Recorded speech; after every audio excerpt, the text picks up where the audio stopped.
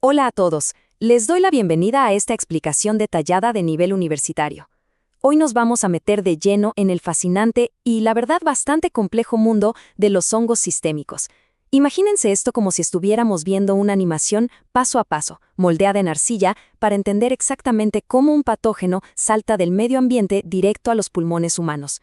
Nuestro protagonista es un hongo evasivo y clínicamente devastador, la paracoccidioidomicosis. Así que prepárense para un viaje profundo por su patogénesis. Para organizarnos bien, esta es nuestra agenda rápida de hoy. 1. Agente y morfología. 2. Epidemiología. 3. Virulencia y evasión. 4. Inmunología y factores del hospedero. 5. Formas clínicas. Y cerramos con el punto 6. Diagnóstico y diferencial. ¡Arranquemos! Sección 1. Agente y morfología. Conociendo al patógeno. Básicamente, para vencer a este enemigo, primero tenemos que entender qué forma tiene. Y vaya que tiene un cambio de forma radical. O sea, imagínense una espora microscópica flotando en el ambiente. Alguien le inhala, llega al alveolo pulmonar, siente los 37 grados centígrados del cuerpo y ¡boom! Se transforma por completo en su fase parasitaria. Se convierte en una levadura gigantesca, lo que llamamos una blastoconidia multigemante. Visualmente parece una réplica exacta del timón de un barco. Pasamos a la sección 2, epidemiología. ¿Dónde habita? En otras palabras, ¿dónde se esconde este patógeno antes de atacar? Bueno, resulta que no está en cualquier lado. Tiene nichos ecológicos súper específicos. Le encantan las plantaciones de café, de tabaco y los campos de algodón. Y no es pura casualidad, ¿eh? Resulta que hay compuestos químicos en estos cultivos, como los índoles, que actúan como un fertilizante perfecto para el hongo. Pero escuchen esto, el dato ecológico más increíble es su asociación tan estrecha con las madrigueras de los armadillos. Literalmente, cuando hay tala de árboles o alguien remueve la tierra cerca de estas madrigueras, las conidias se aerosolizan, vuelan por el aire y quedan listas para ser inhaladas, casi siempre por los trabajadores agrícolas. Sección 3. Virulencia y evasión. La estrategia antifagocitosis. Aquí es donde la historia microscópica se pone realmente interesante. Si comparamos al paracoccidioides con otro hongo súper famoso, el histoplasma, es como ver el día y la noche. Histoplasma es un parásito intracelular obligado. Literalmente le grita al macrófago, por favor, ven y cómeme, porque su objetivo en la vida es vivir dentro de esa célula. Pero el paracoccidioides, ni hablar. Hace exactamente lo contrario. Su estrategia maestra es no ser fagocitado. Quiere quedarse afuera, en el espacio extracelular. Para lograrlo, aprovecha su tamaño gigantesco de rueda de timón y unas cuantas herramientas moleculares para evitar a toda costa ser engullido por las defensas de nuestro cuerpo. Veamos cómo es la línea de tiempo de este choque en el pulmón. Paso 1, la conidia se pega al alveolo. Paso 2, los macrófagos, que son nuestros centinelas, llegan corriendo y tratan de engullirla.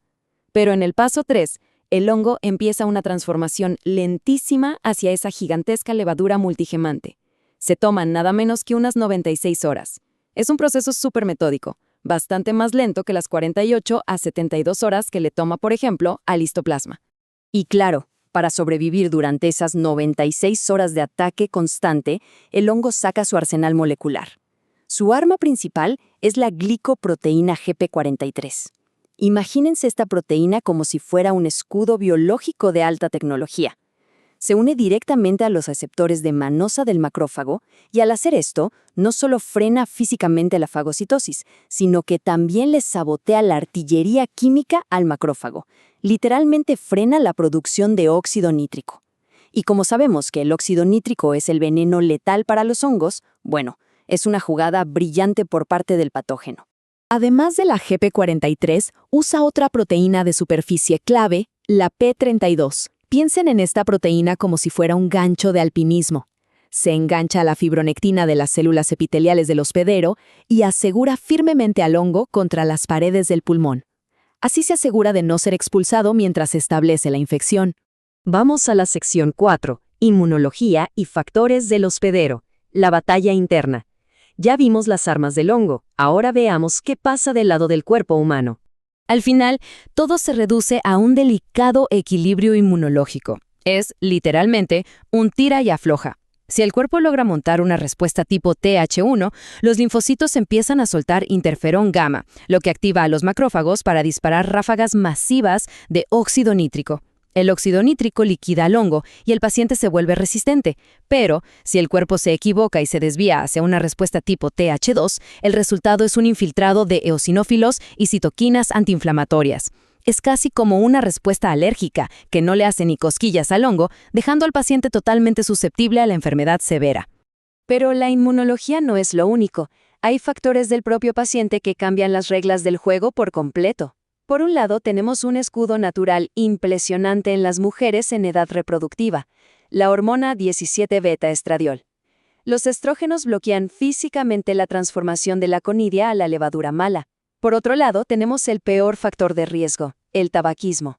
Fumar destruye las defensas pulmonares locales y le hace la vida mucho más fácil al hongo para adherirse. Por esta misma razón, vemos que la gran mayoría de los casos graves ocurren en hombres adultos que además tienen historial de consumo de tabaco y trabajan en el campo. Llegamos a la sección 5, formas clínicas, aguda versus crónica.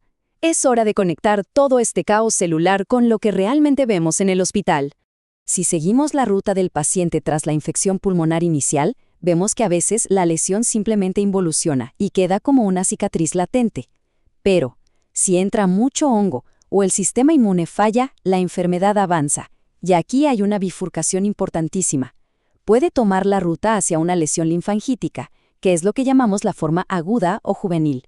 O bien, puede derivar en una lesión pulmonar progresiva, que es la forma crónica o del adulto. Y ojo, porque ambas vías pueden hacer metástasis y diseminarse a otras partes del cuerpo. Desglosemos estas dos caras de la moneda. La forma aguda o juvenil la vemos típicamente en niños, jóvenes o pacientes inmunosuprimidos. Es brutalmente rápida, viaja por la linfa y ataca directo al sistema reticuloendotelial. Hablamos de hígado, vaso, médula ósea, causando anemias muy severas. Por el contrario, la forma crónica, la del adulto, suele ser una reactivación en los pulmones después de años de estar dormida ahí, y tiene una afinidad absolutamente destructiva por la mucosa oral. Y para la forma aguda juvenil, hay un hallazgo clínico que es casi imposible de olvidar, el famoso signo de cabeza de toro. Consiste en ganglios linfáticos del cuello masivamente inflamados y muchas veces infartados. El volumen a los lados del cuello es tan grande que el paciente literalmente adquiere un contorno que recuerda a la cabeza de un toro. Si en la clínica ven esto, sumado a fiebre y problemas hepáticos o de vaso, las alarmas tienen que sonar de inmediato. Por su parte, la forma crónica en adultos es tristemente conocida por las lesiones destructivas en la boca. El hongo devora la encía superior, el paladar, la lengua. Son lesiones ulcerosas, superinfiltrativas.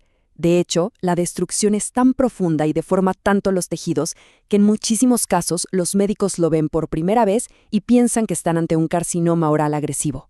Imagínense el nivel de daño.